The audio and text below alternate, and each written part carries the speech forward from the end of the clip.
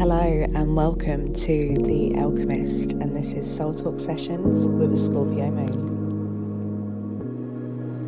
Rockets on the day.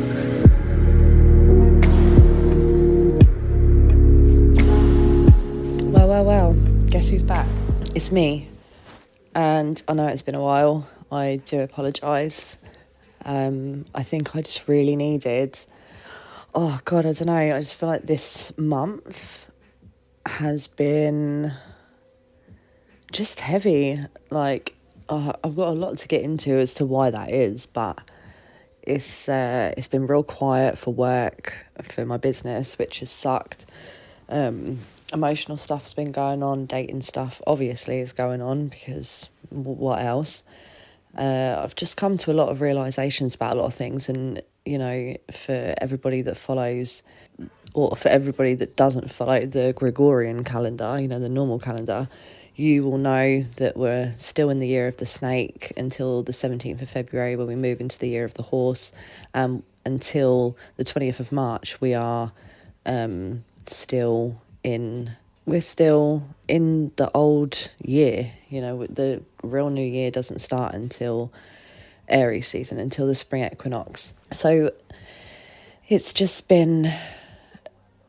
But even though, even if you don't follow the new year, the new year that everybody else follows and stuff like that, you still feel the effects of it. Like, you still feel that build up, and you still feel the kind of urge or pressure to make some real changes or get really clear about things or something. And I guess that energy maybe just feels a little bit more heightened as well, because we are moving closer to the true new year either way.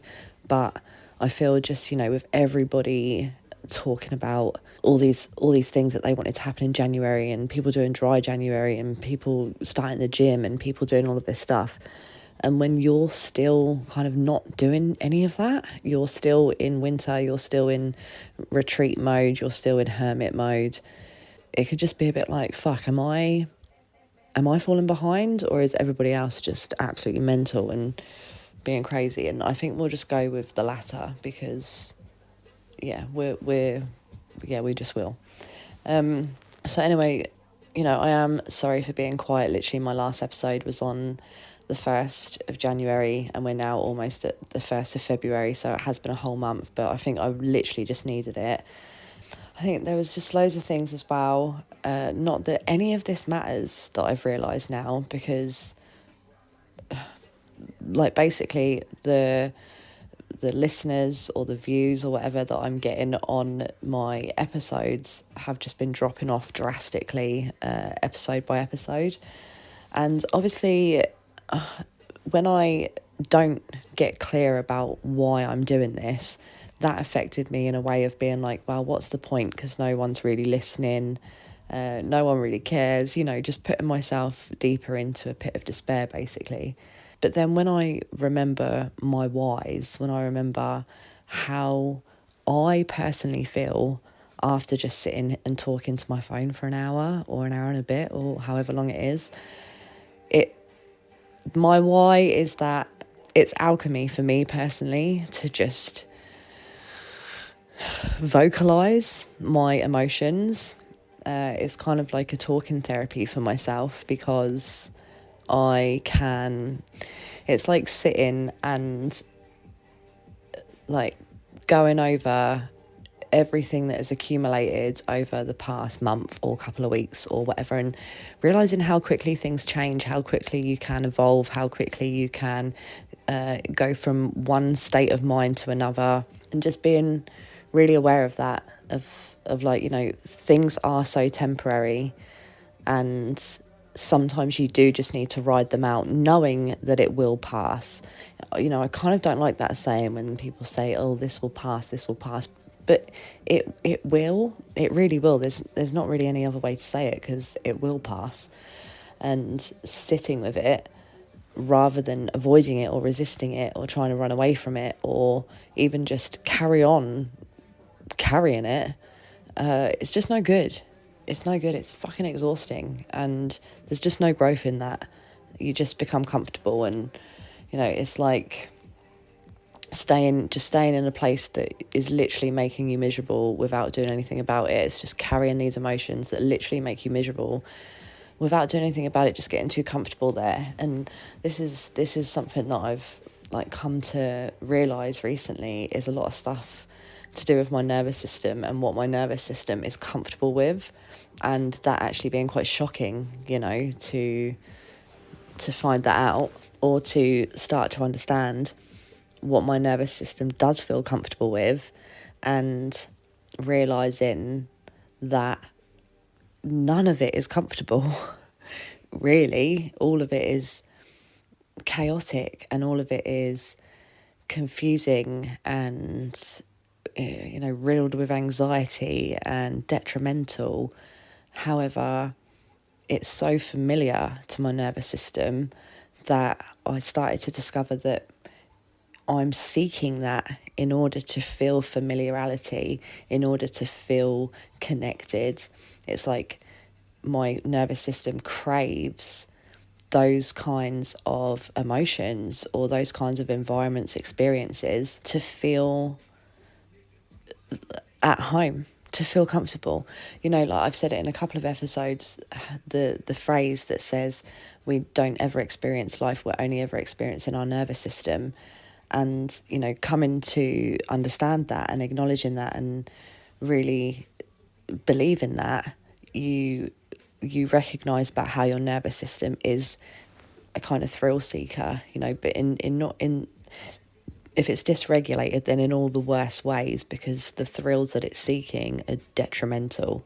And the thrills that it's seeking, it will probably be attracting because it's constantly vibrating at a dysregulated level. All the heightened feelings and all of that destabilization that you feel when your nervous system is dysregulated, vibrating on that frequency is literally just asking for more of that energy to come into you. So it's no wonder so many of us are always stuck in these constant loops and cycles of ending up in the same situations, whether that be in life, in relationships, or in work, or in family situations, or something like that. It's because we're so used to being in that level, because even though it's not nice, we're so comfortable there, that we're not understanding that actually that needs to be re-regulated, like reassessed, re-evaluated, so we can vibrate higher. Like I put a tarot out there today on my SOS page, and the energy of the tarot was that we have to really start sitting with these emotions that are coming up, because we are just really all at conflict with ourselves. We're all fighting against our emotions that are just so desperate to be seen and understood. And I feel like there's a bit of confusion sometimes, because negative emotion, or say negative emotional reactions, if we're triggered and we're responding or reacting in a way that is maybe a bit toxic, maybe not very healthy, maybe not natural to us, it makes us aggressive, or like just angry in some way, verbally abusive, whatever. We can all get pissed off and act out just that kind of way. The energy of the tarot was saying that it's okay to feel those feelings. Like it's okay to be triggered and have emotions arise and express them. Like we have to understand that the process of healing, or the process of evolving, enlightenment, whatever you want to call it, it isn't necessarily to never have negative emotions. We have to have them in order to have positive ones. There has to be a duality there has to be a balance, but we just can have more control over how we express those negative ones, how we do express ourselves when we are triggered. Like I just feel like I'm very much in a place right now where I used to really care what people thought about me, especially if I was outspoken. I thought, I'm not going to say anything in this situation, even though something needs to be called out here, but I'm not going to say anything because I don't want people to think I'm a twat, or I'm like rude, or I'm this, or I'm that. Now in my life, I'm in a place where I really couldn't give a shit, because I know for a fact that very rare that I'm going to speak out about something unless it genuinely needs to be called out. And, you know, I don't really care where I am, if I'm at work, or even when I say at work, I mean my part-time job in the cafe, or if I'm doing something for my own business, if I'm in college, like if I am anywhere where something I feel just needs to be said, I'm going to say it without any fear of how I will be perceived. And yeah, I just think it's a really good place to come to, where you can just own your feelings like that. Like, it's like, I know who I am, I know what I stand for, I know my morals, my values, I know my worth actually now. And I know what I will stand for and what I won't, and that I can speak confidently and express a feeling that I've been triggered into in a healthy way. Maybe it might be a bit abrupt, maybe it might come across as a little bit confrontational, but it's just where it's due. Like, I was speaking to someone the other day and they were like, oh, you know, I've never told anyone to fuck off, or I've never told anyone to go fuck themselves or anything like that. And I was like, really? Like, and he's like, yeah, well, you know, we just got to be kind, like, kill them with kindness and be kind and be kind. And it's like, okay, yeah, of course we do need to be kind. We can't act out, you know, we can't always react and stuff like that. But sometimes it's due in places, you know. Sometimes you need to respond with rage, unapologetically. Like, let it out. The reason for the reluctance to do it is because of all the repression, because of all the ways that we're made to feel like expressing yourself like that is not good, even when it is due, even when it is justified. You know, if you're being treated like absolute shit and you match someone's energy, and all of a sudden you're the fucking crazy person because you've gone off the handle. Well, I'm just matching your energy. You know, I just think it's just really important to get to know where your rage-filled emotions, or your aggressive emotions, or just those really passionate emotions, you know, I don't really like calling them aggressive, we'll call them passionate, those passionate ones, where they can be expressed and it would just be no detriment, you know. Just to have a really clear understanding about that, you have to sit with yourself and those emotions and get to know them and become friends with them and understand that they're actually there to protect you more than shame you. And I think that is what we're also, or a lot of us for sure, are we feel shame to react in that way, to lash out in ways like that. And fucking no, just no. And I'm really stepping into that place. But, you know, also this is a difficult one for me as well, because I'm back to school now, I'm back in college, I'm studying level 3 counselling. You know, I'm moving towards getting my qualification to be a counsellor, which is what I've wanted for pretty much all of my life. I've always wanted to do this ever since I first got counselling when I was like in my late teens, and it was after my first ever relationship that was domestically abusive.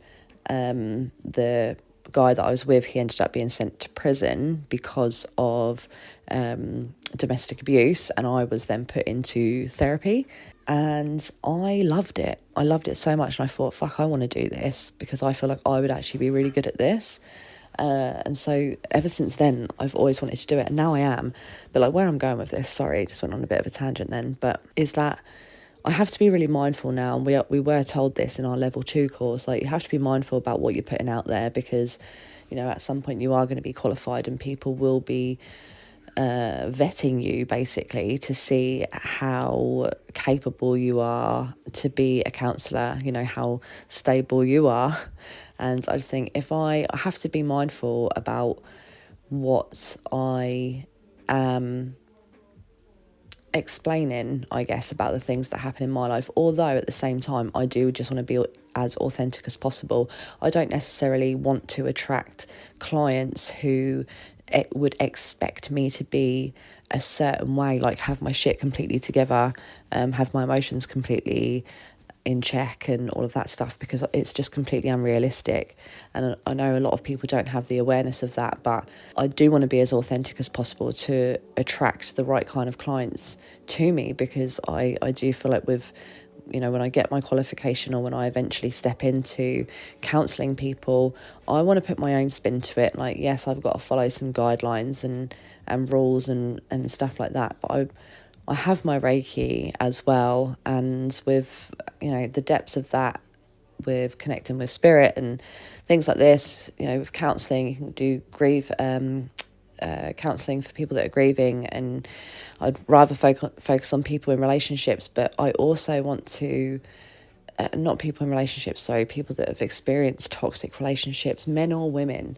And what I'm being conscious of is, you know, on my Ell'Chemist page, I'm probably blasting men a little bit too much, which I don't necessarily want to do. Unfortunately for me, I have had really, really negative experiences with many men, and not so much with women. But I don't want to blast men. I don't want to put myself out there in the future when I am a qualified counsellor as somebody that doesn't want to treat men or anything, because I think, if anything, in order to heal toxic relationships, domestic abusive relationships, men need the most attention. You know, men need the most guidance, I guess, or, you know, it's not even guidance that you're giving in counselling. It's genuine just encouragement and support, I guess, to figure it out for themselves. And I want to be a part of that as much as I possibly can. So I need to be mindful about what I'm saying, but I also just want to make sure that I'm not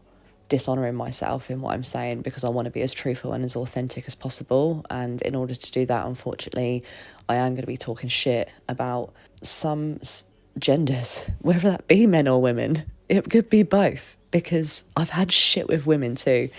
It's just not about gender. It's about good and bad people. It's not about race. It's about good and bad people, or cooked or undercooked people, fucking evolved or unevolved people. You know, it's just those. It's not about anything else. But yeah, so I feel like I've really shifted something. I have really gone through some sort of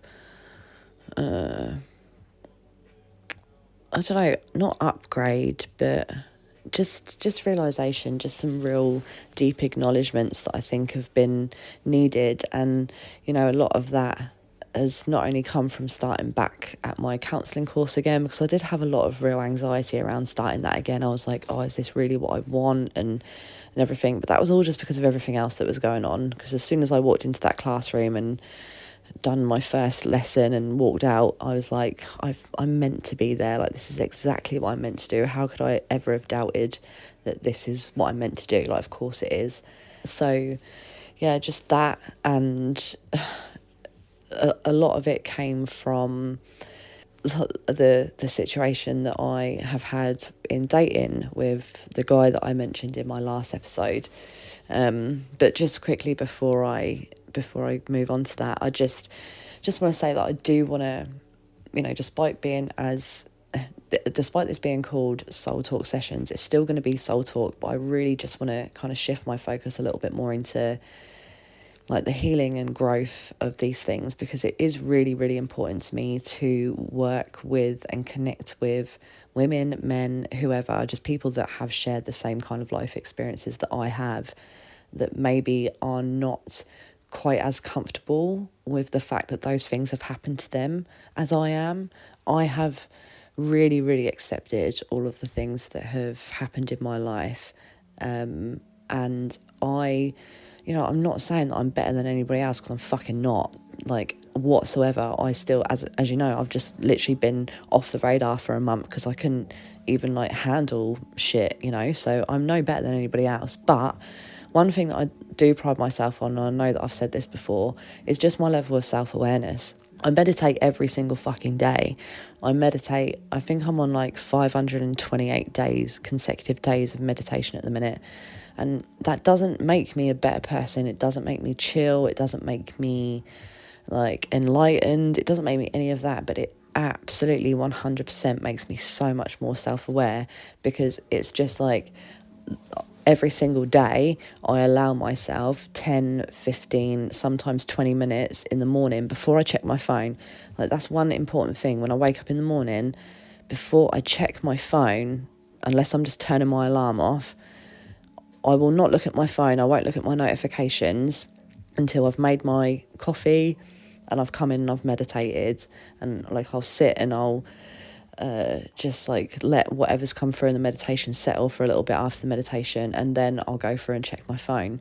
But like, just having that 15-20 minutes in the morning to allow my thoughts to do whatever the fuck they want, sit with my body and see where I feel feelings, where my nervous system feels a little bit stuck, where something feels stagnant, like watching what's going on in my mind, also just being present, listening to what's going on around me, and understanding that all of it's just happening to me. I'm just sitting there. I'm just this vessel that's just sat there, and all of this stuff is just happening to me, like my breath, these thoughts, these feelings, these sounds, and it's all happening, and all I can do is just respond to it. And just the more and more and more you do that, you kind of just become so much more receptive to life in general.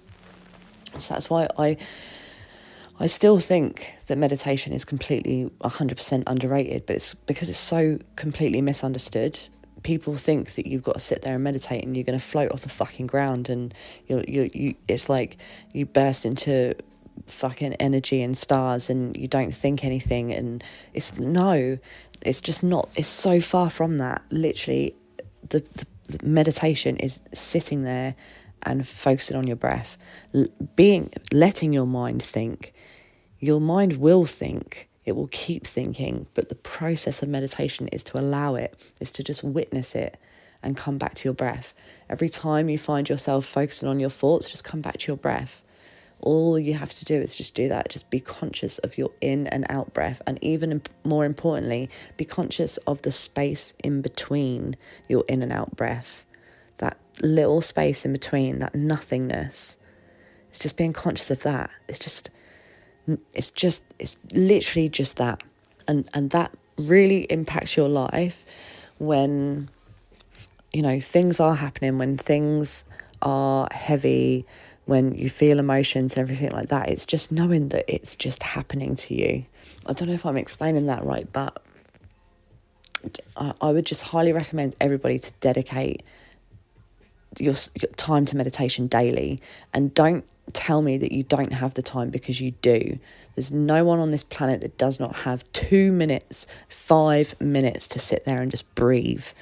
Like, because you've got hours to sit there and scroll through your phones. And that was another thing I was thinking as well. I think I said this in my other episode, but it's mad like how quickly January's gone. Normally January is like the longest shittest month ever, but it's fucking flown by. It's literally February, like not tomorrow but the next day, which is crazy. No, not tomorrow. Oh, it doesn't even matter. But anyway, it's crazy. And do you know why? It's because we're on our phones. Because everybody said it as well. Like, it's gone so quick. This month has gone so quick. It's going to be summer before we know it. It's gone so quick. Yeah, it will be summer before we know it. It's actually going to be the end of the year before we know it, because we are losing time to our phones. I am so guilty of it, literally for this whole month. Like, it's my disassociation. That's what it is for me, like just jumping on my phone and scrolling through reels. Don't get me wrong, like I do use it to my benefit in some ways, because I'll see reels that I'm like, oh fuck yeah, I resonate with that, I want to post about that, and I'll send it to myself and I'll do my own post on it. But it's like I would rather sit there and scroll through my phone than watch TV at the moment. Like, I just put the music on, I scroll through, or even I'll put something on TV and I'll be scrolling through my phone, something easy, that I don't have to pay attention to. And then it's like, oh fucking hell, it's like 11 p.m, I best get to bed, and just now it's 6 p.m, like that's why it's all going so quick. But anyway, I just keep getting distracted. But yeah, so I've basically just gone through a major turning point, I guess, realising so much stuff, and a lot of that came from the guy that I was dating, because I spoke very highly of him in my last episode. And you know what, I don't want to take too much away from that, because for me, all of those things that I felt, I still felt. And I'm actually going to get emotional, because it was really real for me. And I think just like having another experience with someone where it was just so real for me, and it's just been like taken away from me. That it just sat real heavy with me, and obviously it still is, because here's the emotion coming out of me. But basically, okay, so firstly, I just want to make it clear that I'm not necessarily like upset about him as a person. It's more about the realization that I came to about my nervous system and how comfortable it is in chaos, I guess, and in connections like this. It was that realization that really, really got to me, where it's like, you know, the nervous system just wants things familiar, and love for me feels like uncertainty, and it feels like somewhere where I have to prove that I'm lovable and that I deserve to be loved, and that's what it feels like for me. And I was just in this place with this guy, and like, don't get me wrong, as I said, it was amazing, and I don't want to take anything away from it in that case, but there was just a lot involved in our connection that meant that we just weren't aligned, and it was a lot to do with culture differences, communication breakdowns in some ways. So the 1st of January, you know, we had a really great time over Christmas, and everything was really fantastic, and then it may not have, I think it was not even that long after I posted that episode, we had a little falling out, because this guy, because of his culture, he is very opposed to women having male friends, which obviously is fucked, but it is fucked for us Western women who do have male friends or acquaintances and stuff like that. But then at the same time, I was looking for ways to justify it, and actually understanding the justification, because I was like, well, at the end of the day, he's not wrong for feeling this way, because from history, my past experiences, current experiences, male friends that I've had have ended up having feelings for me, or male friends that I have now or I have made recently, like fancy me, or they have done, or something like that. Do you know what I mean? It's like, and there's always this thing. There's the thing that says, I saw it on Instagram. It was a while ago now, but it's like, guys will always think women fancy them or have got some sort of feelings for them, because guys are only nice to girls that they're attracted to. And that's just so fucking true. Like, so it is no wonder that dudes think that we fancy them all the time just because we're nice to them, because they're only nice to girls that they fancy. Otherwise they're not going to be as receptive and open and flirty, you know? And yeah, so I was justifying it by being like, well, I get it, but also I can't change it, because, you know, unfortunately I seem to be an extremely approachable person. People just talk to me. They are men. When I'm in the gym, you know, I might notice someone staring at me, and I'll be like, what the fuck are you looking at? You know, giving them this look, and then they'll come over and be like, oh, you're looking really good, by the way, or that was a good bench, or oh, I love your tattoos, or something like that. And it's like, okay, yeah, thank you, like, that's really nice. You know, it is lovely. Also, women don't do that often. Maybe we should more to each other, but it's just very rare. It's always men, you know, that you get approached and complimented or something by, like, whether or not you are not asking for it, but whether or not you want it or not.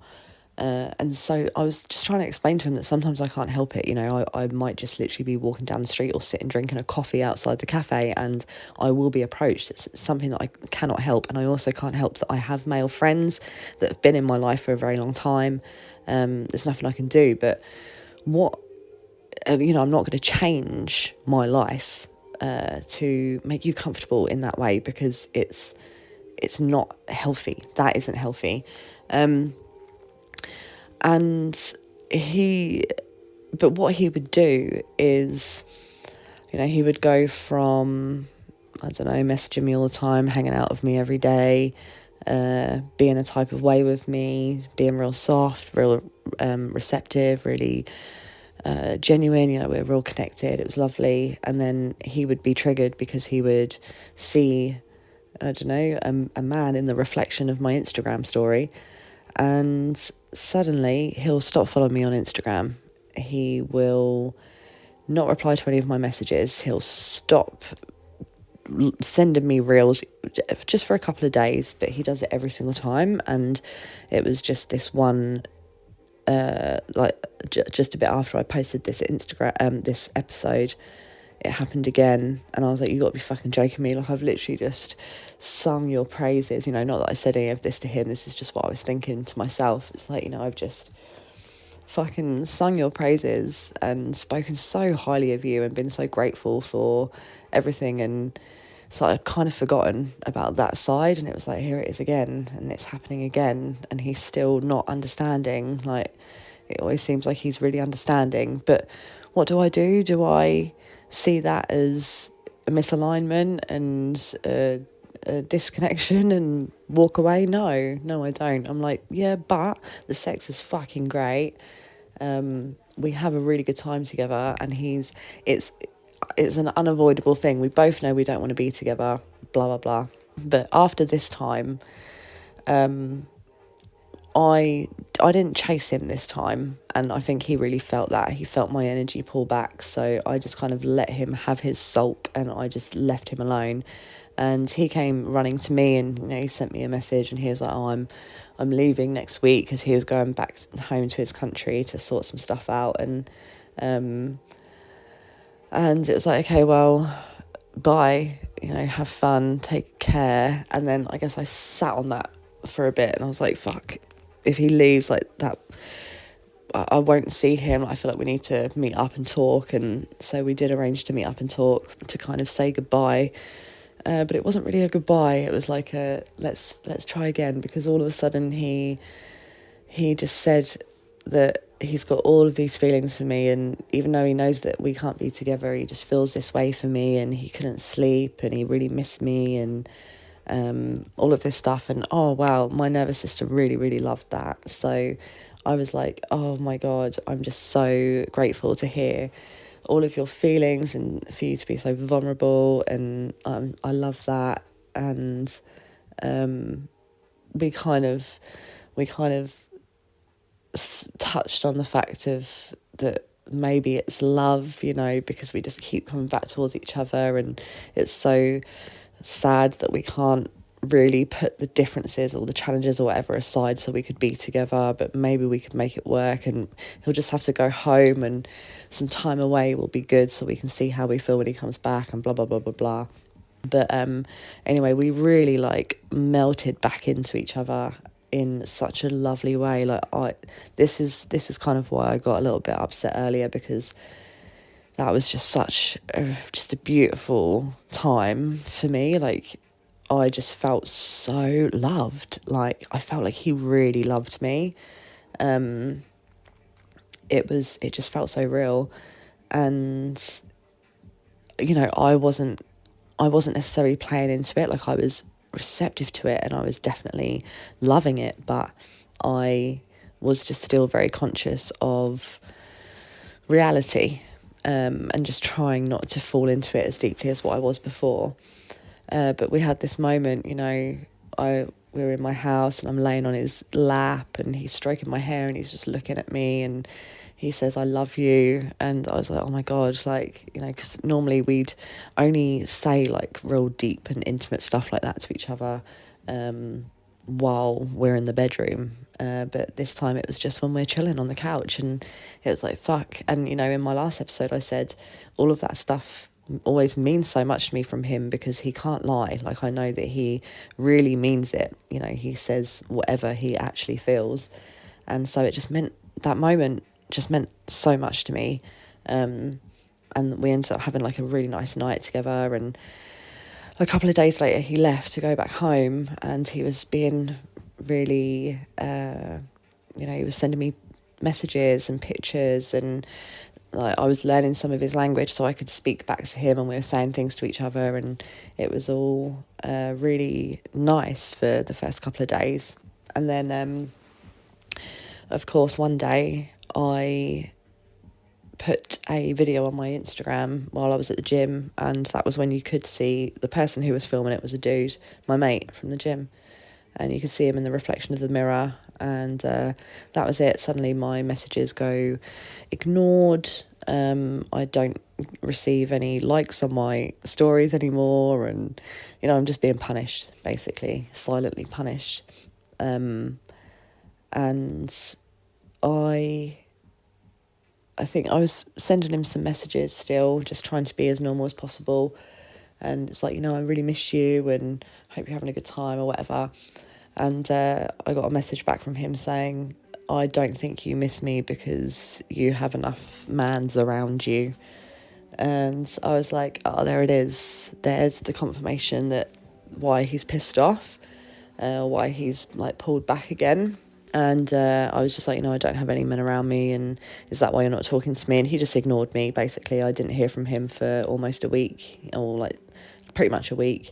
He randomly called me one night, and as if like nothing had happened, and was just like, yeah, so how are you? How's Safi, like my cat? I was like, yeah, all good. Like, he pretty much asked how Safi was more than me. And then I was like, why have I not heard from you? Like, you said I've got men all around me. And he's like, yeah, well, you have. And it's like, no, I don't. Like, I really, really don't. Like, you have no idea. I've just been sitting here, like, missing you. I'm learning your fucking language. Like, I've been trying to, like, connect with you still while you're not even in town. And you just think that all of these things are happening that are just not. And, I was just really over-explaining, I guess, but feeling quite exhausted from that.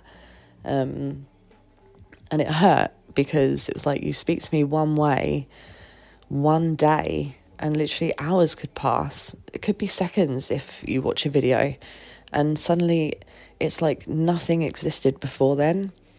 And it's so disregarding. Like, I feel like it makes me feel like I'm just being disposed of.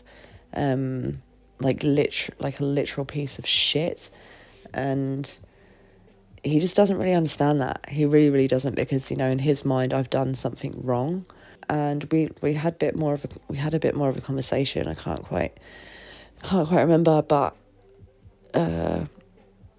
he said he was coming back soon. And he was saying, sorry, it was like, because he was like, oh, what, do we need to speak every day? Because I said, why haven't I heard from you? He said, oh, we don't need to speak every day. It's like, well, no, I know that we don't, but we normally do. And even if we don't have to, just saying to me, oh, hey, I'm going to just speak to you in a week's time or something. Like, I'm at home, I'm going to enjoy myself. But like, I'll be thinking about you or whatever. I'll speak to you in a week. I'll be like, yeah, no worries. Like, enjoy yourself. I'll speak to you then.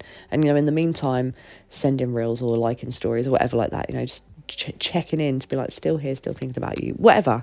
But there was none of that. It just gets completely cut off. So that's like the whiplash. And I said that to him, and he was like, oh, what, do I have to ask permission? Do I have to ask permission before? And I'm like, no, it's just common, like, respect. I'm just saying, if you want to go from being a type of way with me, talking to me every day, sending me pictures, doing all of this stuff, to absolutely nothing, and especially after you've been triggered, that's just not very nice. Like, it's not a very nice feeling for me to be sitting with. And he kind of struggles to understand it, especially when he is in that mood. So that conversation, he was like, yeah, well, we only need to talk once a week. And I was like, yeah, no worries. So when you come home, you just want to talk once a week? And he was like, yeah. I was like, no worries. And just kind of hung up the phone. And I'm just like, you got to be fucking joking me. That kind of, well, actually, no, that didn't do it for me. Because I then sent him a text after, and I said, so you were lying when you said I love you? So were you lying when you said I love you? And he responded back and said, I never said I love you. And yeah, that done it for me, because that was like, wow, okay. So that moment when I was laying on your lap and you looked directly into my eyes and told me that you loved me just never happened. And then, you start thinking, well, fuck, did it? Did I mishear him? did it happen? Was he even here? But for me, it fucking happened. And I was like, once again, I've just been put into a situation where somebody is trying to deny me my reality, that gaslighting energy. And it's like, fuck, you've lost me. You have lost me. And don't get me wrong, emotionally, energetically, he's not lost me. I'm still not very much, I've massively detached since then, but I still feel the residual feelings lingering, because as I say, it was really real for me.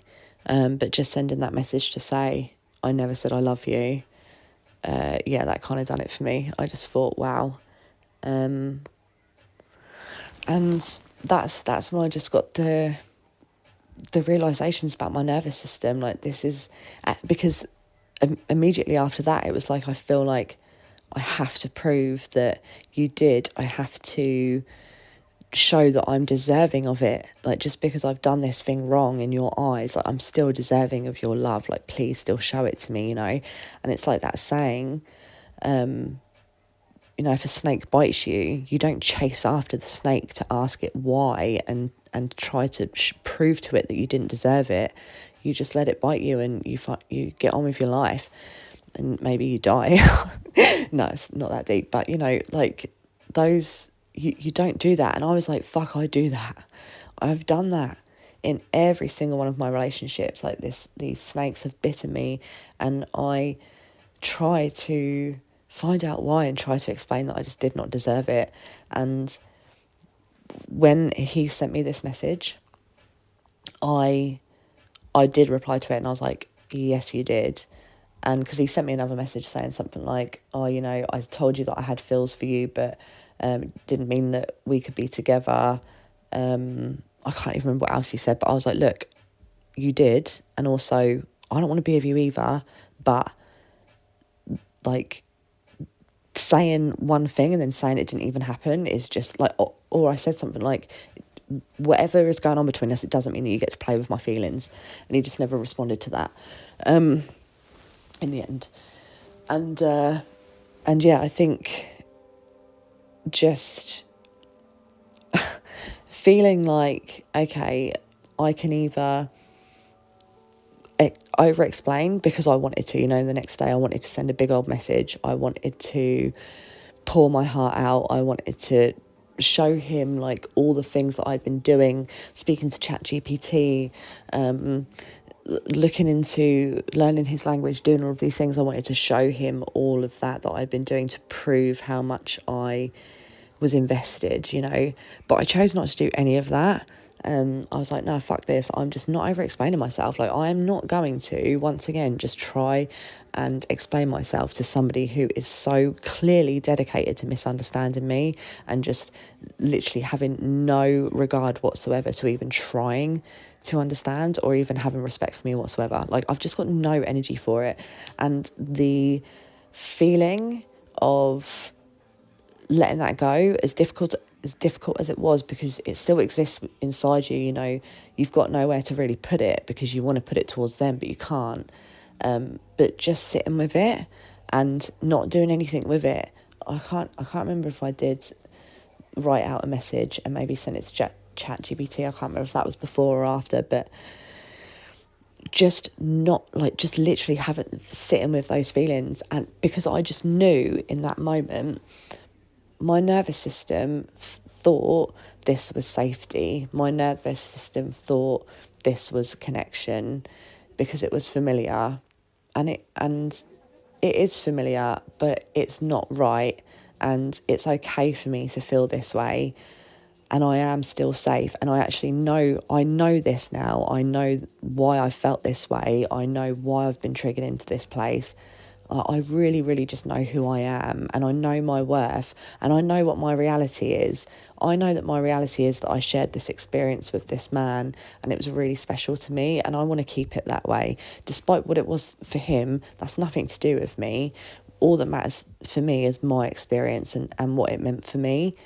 And I'm going to take that away from it, because it was, despite whatever happened, despite what kind of person he is, whatever, that was my experience and I'm going to take it away.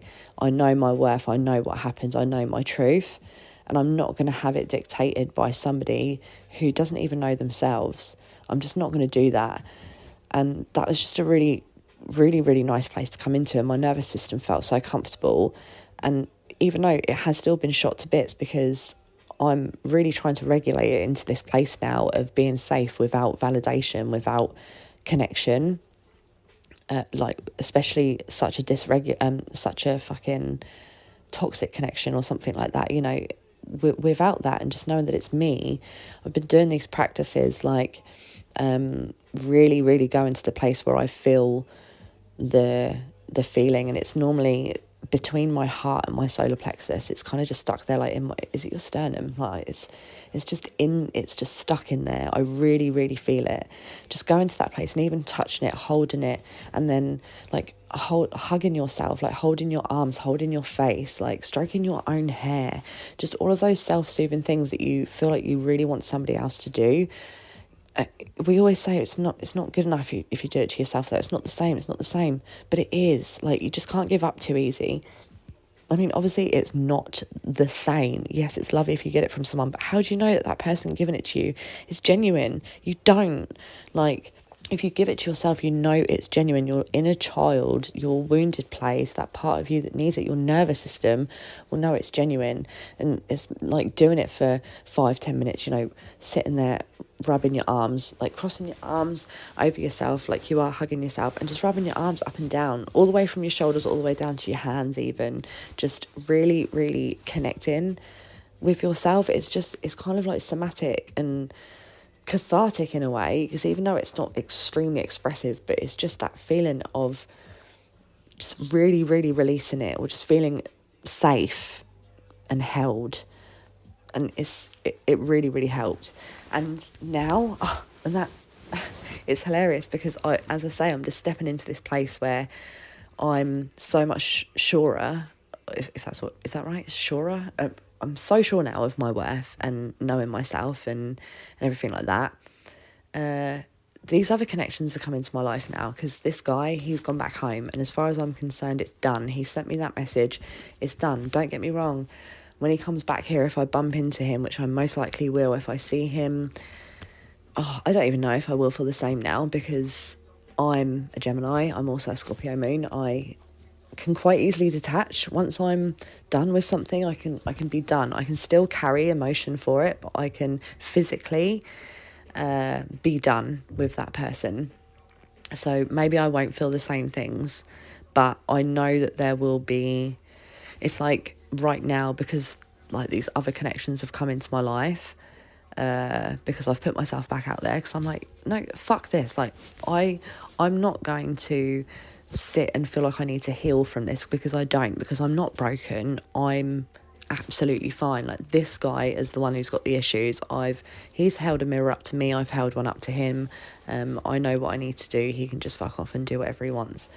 But these other connections, I'm approaching them completely differently. And I'll tell you, because one of them's Mr. Ringwood. Mr. Ringwood is back, which is hilarious. And maybe some of you will be like, are you fucking joking? Like, why would you even let him back? Because he ghosted you. Yeah, he did. And you know how but just the interesting thing is, right, is that I feel so completely differently about it now. And if you remember how obsessed I was with this guy, I was obsessed with him. I was so devastated, like, and I just wanted to bump into him. I wish so much that I would just bump into him. And now, like, I saw him on Hinge, and it was funny, because on his profile it said what I'm looking for, or what I want from dating or something. And he basically had written, I just want somebody who knows exactly what they want from the dating scene. And I was like, are you fucking joking? I read it and I laughed. I fucking LOL'd at the top of my lungs, because I thought, you absolute hypocrite. So I commented back to it, like matched him with commenting back to it saying, interesting. And I thought, I wonder if he'll respond to that or not. And he did. And I got a message and it said, I know pot kettle black, but I'm just there now. I know that I'm there now or something. I was like, oh, okay, you're there now. Where's there and where were you before? And I can't remember what he said to that, but we just started chatting. He was like, I am really sorry about just ghosting before. Like, I didn't know how to... Oh, I can't even remember what he fucking said, but I just was like, yeah, whatever, bro.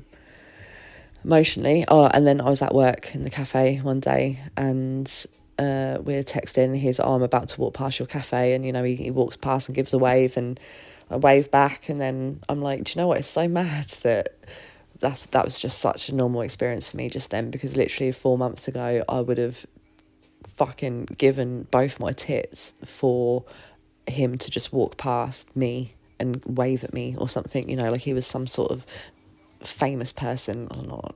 Like, oh mate, actually, like, I hope that some of you guys can even hear maybe, or have even acknowledged in some way the difference and growth from the September Els to Els right now. Like, it's just mad. Like, that acknowledgement in that moment of just him walking past, and then like him texting me being like, oh yeah, I'll come round for a cuddle and all of this lot. It's like, I would have given anything for this months ago. And like, yeah, it's nice to have it now, but it just means nothing to me, because I'm like, cool. Like, and okay, so taking a step back, looking at it in a way, like, why are you doing that? Why are you allowing him back in? Why am I? It's a good question. I am not allowing him back in. It's okay. I guess this is what it is in some way. I am in a place of like, I fucking loved having the other guy, and almost said his name then. What can I call him? Because we got Mr. Ringwood. I'm going to call this other guy Mr. A, okay? Mr. A. So Mr. A, I loved him being here and just cuddling up with him and just laying, you know, even just knowing that we weren't together. Like, I just loved just having someone to cuddle. Like, just intimate touch. I think ever since I've started doing massage as well, I just want to be touched more than ever before, because I'm here touching all these people all the time, all my clients, you know, giving them this lovely, lovely experience. And I never get a massage. Like, I never get a really nice experience to be held and touched like that. So it's like, I just really like that. So with Mr. A, it was lovely. So with Mr. Ringwood saying, come in for cuddles and stuff, I'm like, fuck yeah, come for cuddles. If something happens, something happens. And I am going to be so much more resilient to it now, or just able to handle it, because I don't have any desire to be with this guy whatsoever. Not at all, because we're not aligned. Well, actually, compared to our birth charts say that we are a little bit aligned, our destinies, but intellectually, spiritually, emotionally, we're not aligned, and I'm aware of that. I know my worth. Just because I can share my space with someone, meet up with someone, and share my energy with someone who is not aligned with me, doesn't mean I don't know my worth, because I'm aware of what I'm doing. You know, if I was doing it aimlessly, if I was doing it like, and I'm talking as if I've like fucked him again, I haven't, and that might not even happen, but if I was doing this all aimlessly, without, recklessly, you know, then yeah, fair enough, like, come for my neck, but come for my throat even, not my neck. But I'm not, like, I'm doing this consciously, and yeah, maybe it's like filling some sort of void, because I don't have Mr. A around anymore to just be like, yeah, come round and, you know, get my fix or whatever from him. Because I am still in a place where I know what I want out of a relationship, and I would really love to find one, but I don't necessarily want one right now.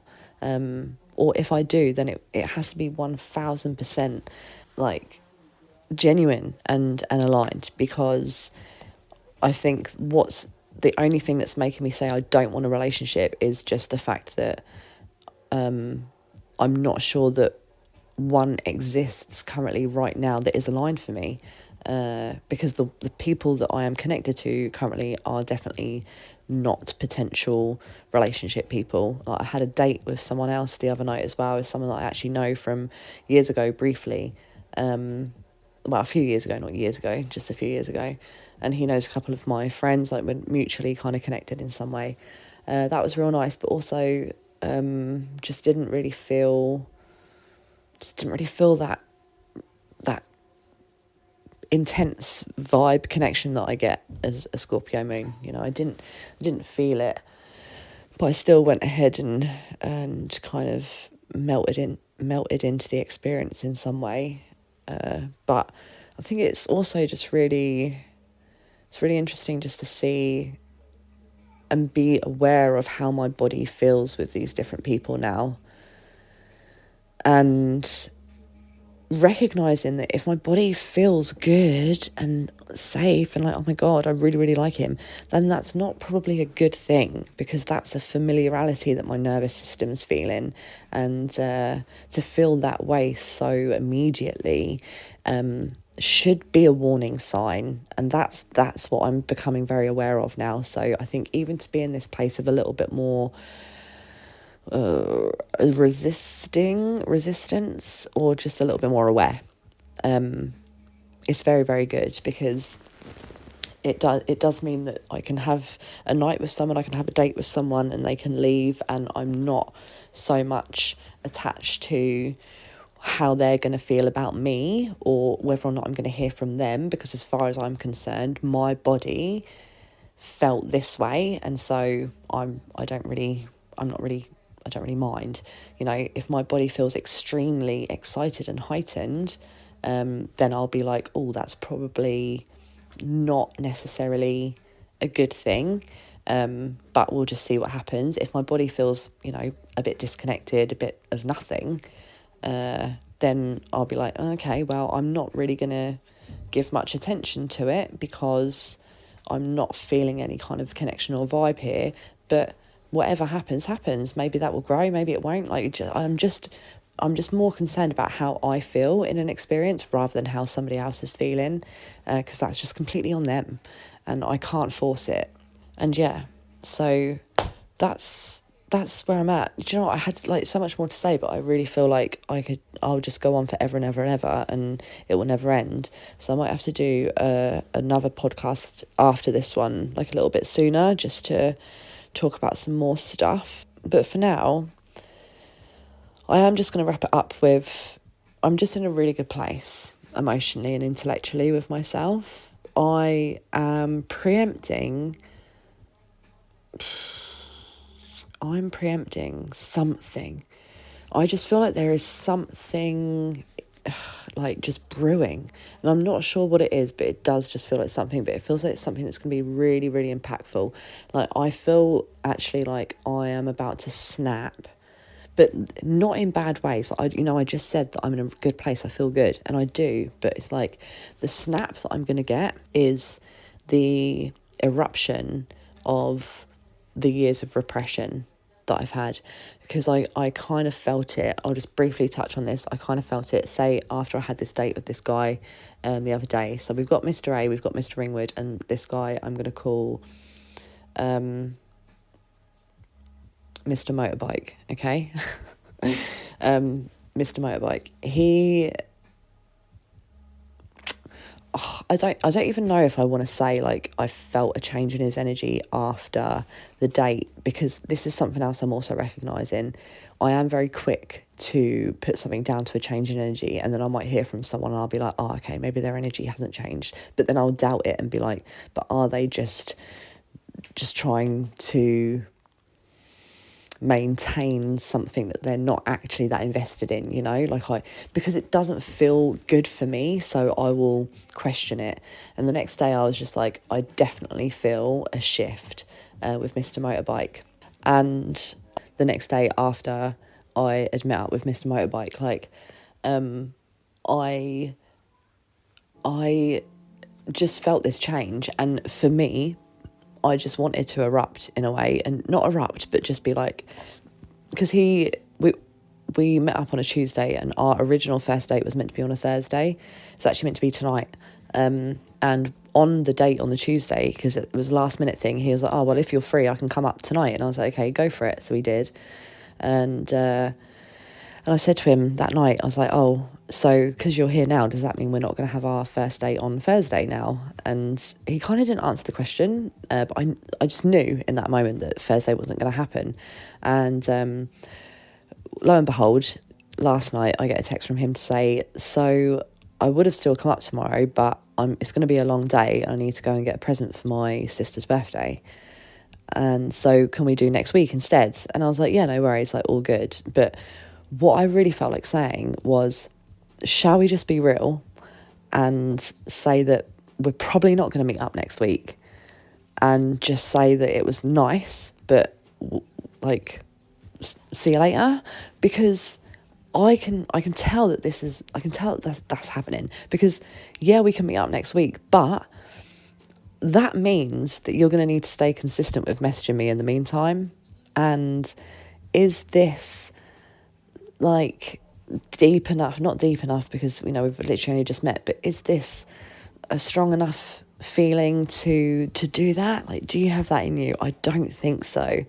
But I didn't say it, but I want to, and that's what I mean. That's where I feel like where something's brewing, where I've learnt about it recently in counselling, and it would be very, very different, but it's called immediacy, and it's where you kind of do call someone out on something that they're saying, or you just change a perspective. You call something out, basically. And I just feel like I want to do that. It's like, look, let's just be real with each other and say we're probably not going to meet up again. This probably isn't going to be anything long term. I don't necessarily want it to be just a fuck buddy. We live like an hour away from each other. Let's just say, because let's not go through the pressure of needing to be consistent with messaging or anything like that. It's just, let's just call it for what it is. I know what I want. It's not a half-hearted connection. It's not somebody who just comes and sees me once a week to fuck me and leave. It is to build a genuine connection with someone. It's to build a future with someone. It's to fucking grow and truly connect with someone. I know that is exactly what I want now, and I just won't settle for anything less. And I am not afraid or ashamed to just bluntly say that. Like, even with Mr. Ringwood, Mr. Ringwood's actually coming around tonight. Don't judge me, but even with Mr. Ringwood, and to be fair, I haven't really chased him. Like, I've let him come to me a little bit, and he has been, which is fine.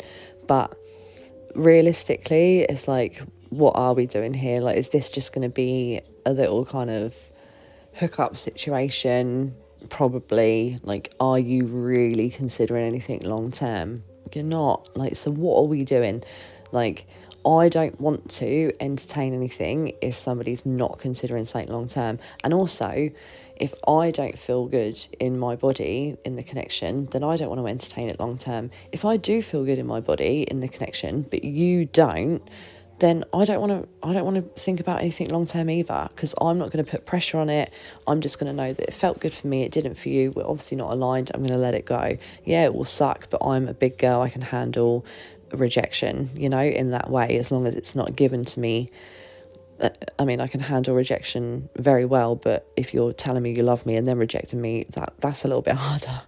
Just for a couple of days, but then I'm chill. But I just feel, I'm just in a place of like real contentment with myself at the minute. Like, I genuinely know what I want. And this, okay, again, before I leave, one more thing I want to say for the women. I don't know how many men actually listen to this, probably none, but for the women out there, I said it to my mate Louise the other day. Well, I say my mate Louise, she was on my podcast. She was on my fucking podcast a few episodes ago.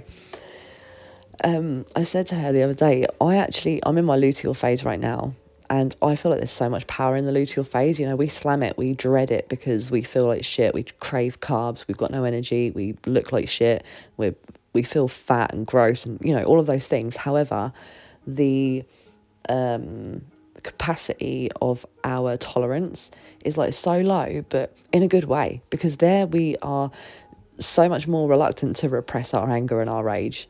We feel more justified in it, and I actually think that's a good thing. Like, I like the person that I become in my luteal phase when it comes to how I feel about everything else, you know, because I've got zero fucks to give, and I think that's a really good place to be in. It's like embracing that energy. So you know, during the other stages of your period, yeah, you feel good, but maybe you're a little bit more sensitive.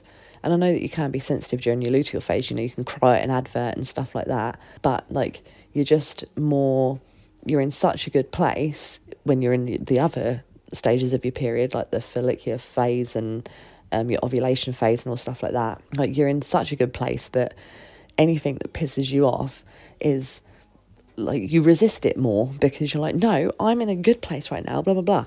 But when you're in your luteal phase, you fucking embrace that stuff that pisses you off. You're like, yeah, bring it on. I can handle it. I'm about to bleed. Like, fucking come at me. I'm ready. You know, like, I think it's a good energy, actually. And that's why I thought it was good for me to put my podcast out today, because I've just been really like, you know, I've gone to the gym and I felt a type of way about, I needed to say some things, and just like some other things that have popped up that I'm like, yeah, no, I'm not staying quiet about this, and I've needed my luteal phase energy to help with that. So yeah. But anyway, I'm going to sign off, and thank you for listening. This has been episode 8. I didn't say that at the beginning, but episode 8, baby.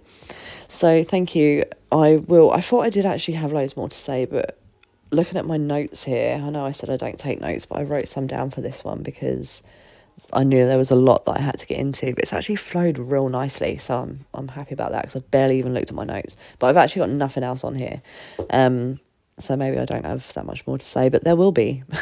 Mr. Ringwood's coming around tonight, and you know, I can tell you how else I'm going for anything else, and as I say, just wanting to put more focus on like the actual growth and healing of all of this, and sharing stuff, what I'm learning in my counselling course, you know, as I move through that as well, because I learned such incredible things in that course, and the reason why I'm doing it, and the reason why I'm doing everything that I do today, is because I am so passionate about just helping people that have lived the same experiences that I have, or just, you know, can resonate with just having real deep feelings and not knowing what to do with them. Just people that have had hard time, basically. You know, it's just I want so badly to help as many people as possible, and even if that is just one person from this podcast or anything that I do at all, then I've succeeded in some way.